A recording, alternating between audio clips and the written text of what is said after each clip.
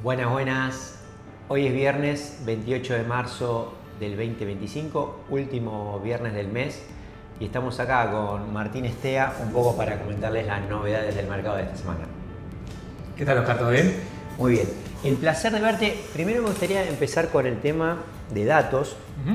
Sé que esta semana, o sea, ya a fin de mes, por esto un poco la aclaración, ya cuando vamos llegando a fin de mes hay menos cantidad de datos. Todos los principales datos van a estar saliendo en principio de semana que viene y la siguiente. Pero esta semana tuvimos datos de esos datos que son los que más valora la Fed. Salió el PCE. Así es, Oscar. Salió el PCE hace un rato. Dio en línea la parte de, digamos, el headline, la parte principal dio en línea. Sí dio un poquito más arriba, que fue bastante preocupante, el PCE Core, o sea, la inflación núcleo del PCE, dio un poquitito arriba tanto en una variación mensual como en una variación interanual. ¿Qué diferencia hay entre el general y el core? Esa es la primera cuestión.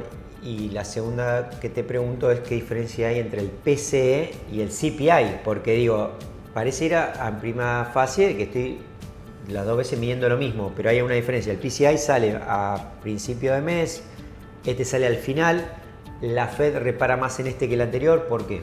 Primero que nada, la diferencia entre el core y el headline es que el core está desestacionalizado. Se quitan del índice cosas que varían por la estacionalidad, que te puede dar alguna, no una lectura errónea, pero sí te puede dar una interpretación errónea. Por ejemplo, te pueden sacar cosas que suben mucho en verano, como por ejemplo gastos en leisure, como dicen los americanos, en entretenimiento.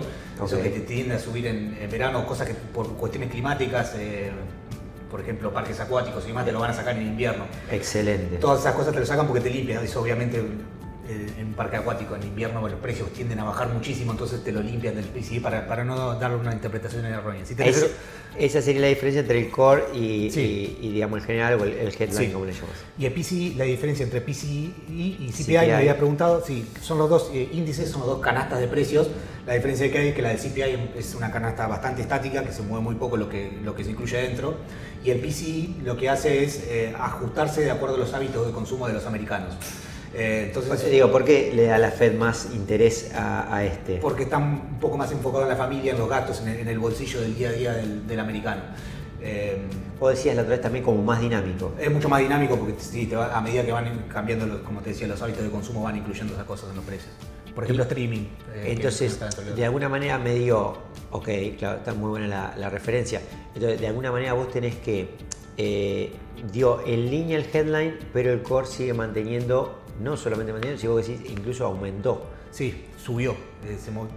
Todos subieron, no es que los otros tampoco subieron. Subieron 2.8 y 2.7%.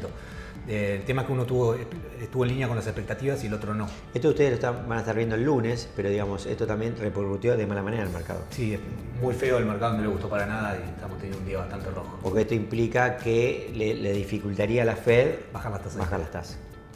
Bueno, en otro orden de ideas, me gustaría como una actualización del tema tarifas. A veces nos ponemos monotemáticos, Martín lo dice, el mercado es monotemático. El mercado lo es.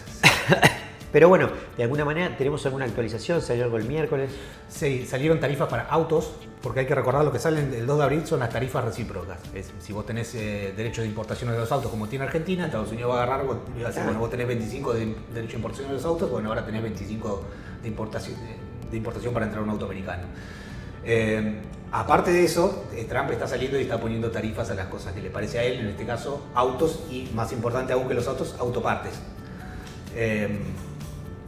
Porque obviamente incluso fábricas como Ford o Tesla que fabrican dentro de Estados Unidos, las autopartes no traen cosas de afuera. Sí, entonces algo que se pensaba que iba a ser beneficioso, porque si bueno, te limpio toda la competencia, termina no siéndolo porque tus autopartes aumentan. Vos esto lo estudiás más en detalle, pero es decir, hoy armamos los autos o diferentes cosas con partes de todo el mundo. El ejemplo que me gusta dar siempre es que no existe que vos de un lado metas arena y saques un teléfono del otro o saques un televisor. Las cosas más complejas como los celulares o los autos, que están hechos de muchísimas partes, no se construyen en un solo país, se construyen en cientos de países. Si ves los autos es probable que tenga pedazos fabricados en cientos de lugares, cientos de países distintos. Entonces termina siendo un gran problema, porque si Trump quiere traer todo eso a Estados Unidos, termina siendo realmente imposible. Incluso con materias primas concretas, no sé, los minerales raros. Los minerales raros, que el 80% están en China, por ejemplo, que se usan no sé, desde el cobalto para las baterías, además eso está todo en China, así que en la práctica es imposible que vuelva todo eso a Estados Unidos. Con lo cual, lo que es tarifas, más que un avance, retrocesos. Sí. No hay acuerdo. McCartney ya como de parte de Canadá rompiendo directamente. Sí, está súper, se ha puesto súper belicoso, digamos, el primer ministro canadiense. Y Europa, cuidado que Europa también está en una línea similar. Europa igual, al punto que el candidato de Trump en Canadá está retrocediendo en encuestas. Sí, una elección que parecía ganada. Los mercados de apuestas le daban un 80% de chance de ganar. Excelente. Hasta que comenzó la disputa comercial y ahí ves las consecuencias de que te digan el Trump canadiense cuando tu país empieza a odiar a Trump. Claro, pues mantienen otra línea de nacionalismo distinta, ¿no? Exactamente. Así que sí, se ha hundido en las encuestas. Muy interesante. Retroceso en tarifas, retroceso en índices de inflación, posible retroceso, digamos, en no avance de baja de tasa. ¿Qué pasa, digamos, con esto que mencionabas recién de Europa? Y también tenemos la guerra de Europa, tenemos la guerra en Ucrania. Muchísimas cosas están pasando en Europa bien interesantes. Todo este tema de las tarifas hace repensar un poco la buena salud de la globalización que se ha construido desde la Segunda Guerra Mundial. Parece que Trump por lo menos está intentando volver a ese orden de que las cosas se fabriquen solamente en un solo lugar. O sea, la segunda parte, digamos, después de finalizar la Segunda Guerra. Exactamente, que se empezó a unificar. Post Segunda Guerra Mundial se empezaron a unificar mucho las cadenas de suministros, los países empezaron a ser mucho más específicos en las cosas que producían. Ya no intentaba, un país como Taiwán ya no intentaba producir commodities, que antes lo hacía para no morirse de hambre, sino que bueno, compro los commodities en otro lado, compro el alimento en otro lado y yo fabrico algo bien específico, como por ejemplo chips. O Japón con la industria del auto y demás, o todo lo tecnológico. Ya no era necesario que vos te autoalimentes, comprabas el alimento en otro lado, si producías algo bien específico.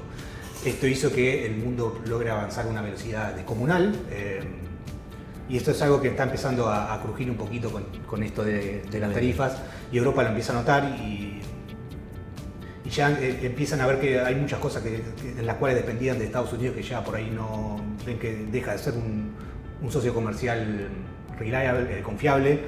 Entonces están empezando a fabricar, están intentando comenzar a fabricar sus propias cosas, particularmente lo más notable en las últimas 2 semanas es el sector defensa. El armamento. Es producir sus propias armas porque es lo primero, lo más vital, lo más urgente. De alguna manera hay una amenaza entre esta, digamos, relación que está haciendo Estados Unidos con Rusia a espaldas de la Unión Europea y Ucrania, porque digo, ellos están definiendo un conflicto de los cuales los europeos y los ucranianos están a las espaldas.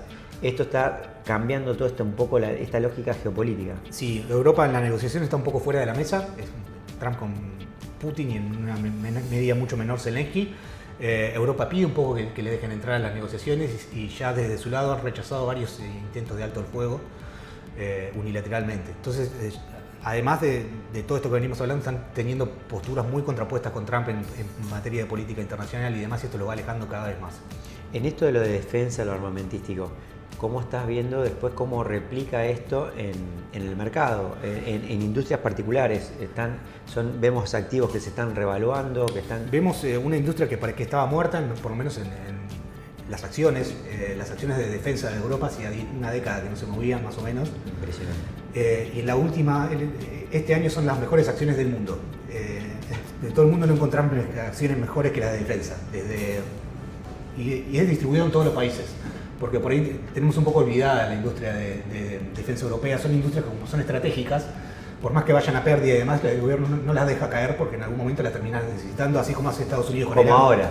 O Estados Unidos con el agro. Estados Unidos subsidia muchísimo el agro porque si estalla un conflicto global o algo, no quieren depender del alimento de terceros. Esto es algo que viene haciendo Estados Unidos desde hace décadas. Y para Europa este sector es el sector de defensa, además del agro también, que por algo tanto... Suiza lo hace, hay un montón de... Los franceses siempre, los holandeses muy subsidiados, que por eso no entran cosas argentinas y demás. Y esto lo hacen también con el sector de defensa, que es un sector estratégico. Y lo que empezó a pasar este año es que ya los gobiernos, particularmente la Unión Europea como un todo, ha decidido ponerse a gastar mucho en defensa. Y cuando digo mucho es a un nivel de Estados Unidos. Generalmente lo que gastaba Europa en defensa era 1/3 de lo que gastaba el Pentágono en un año. Toda Europa junto gasta 1/3 de lo que gastaba Estados Unidos. Ahora la propuesta que salió es para que empiecen a gastar prácticamente lo mismo. Es un por 3 lo que venía gastando en defensa. Y con esa dependencia de ellos, porque digamos, hay mucha de la parte armamentística, sobre todo inglesa o de Gran Bretaña, que dependía de materia prima norteamericana. Te diría de toda la OTAN, todo el armamento insignia de la OTAN es 90 y pico % fabricado por Estados Unidos, y el tema de esto es que son proyectos que son a muy largo plazo. Vos cuando compras un avión, un F-35, un F-22, vos comprás el avión y comprás mantenimiento durante 20 años. Y además no es que podés decir, bueno, ahora me pongo a hacer mis propios aviones. Primero porque ya no van a llegar a ser un avión como el F-35 o el F-22, un avión de quinta generación de la misma calidad, tiene sus aviones. Europa, particularmente la industria francesa, no son de la misma, no quiero decir calidad, no son tan avanzados tecnológicamente. Lo que puede hacer Europa es dos cosas. Número uno, ya preparar su industria para los aviones de sexta generación y que en la sexta generación sean tan buenos como los americanos. Bien. Y número dos, fabricar cosas que se siguen usando en una guerra convencional y que no van a pasar de moda, digamos. Por ejemplo, municiones y tanques. De hecho, una de las noticias, lo primero que me llamó la atención del sector defensa europeo y decir, bueno, esta vez me parece que va en serio, fue que el gobierno alemán le empezó a ofrecer a Rheinmetall, que es una de los productores más grandes de defensa de Alemania, le empezó a ofrecer fábricas de Volkswagen que están paradas para que fabriquen tanques. Impresionante. Es increíble. Aumentaron gasto de PBI, entonces Alemania lo va a llevar casi al 5%, que es altísimo para un país como... Y otros países más chiquitos, más que nada los ex cortina de hierro, los que están más pegados a Rusia, eso ya, Estonia, Letonia, Lituania, todos esos países ya subieron bastante el gasto. Vos me decías, las empresas europeas de armamentística están creciendo, ¿cuánto? Entre un 70 y un 100% en el año, en 3 meses del año. Estuve viendo, por ejemplo, Leonardo, una italiana, Rheinmetall, esta alemana, TAL, una francesa gigante también, casi 100%, y otra británica también. O sea, agarrá el azar, las más grandes de cada país, y todas estaban voladas, y hay que tener en cuenta que son compañías que son muy pesadas para mover el precio de la acción. Y una particularidad del sector defensa, todo el mundo que opera mercado, cuando estalla algún conflicto, siempre el reflejo es salir a comprar acciones de defensa. Lo que te suele pasar es que estalla un conflicto, la acción sube y después tiende a corregir lentamente. Lo que realmente hace mover los precios de estas acciones son cambios en los gastos de los países. Como lo que está viendo ahora, cambios drásticos en el PBI. En el gasto de los países, sí. Esto es lo que te va a hacer mover a las acciones y es lo que ha venido pasando hasta ahora. Para cerrar, entonces tenemos un mundo, digamos, con estas complejidades, cambios geopolíticos genuinos. Enormes, sí. Una industria armamentística no a nivel global, sino en esto en particular que tenemos en Europa. Obviamente esto no es una recomendación de inversión, vale hacer la salvedad. Y después, en cuanto a lo que es la guerra comercial, retrocesos más que avances. Sí. En los índices de inflación, otro retroceso, lamentablemente, y un mercado hoy viernes no tratando bien a los activos en general. Así que bueno, esto lo van a ver el día lunes. Agradecerles otra vez por seguirnos y le mandamos un gran abrazo. Buena semana.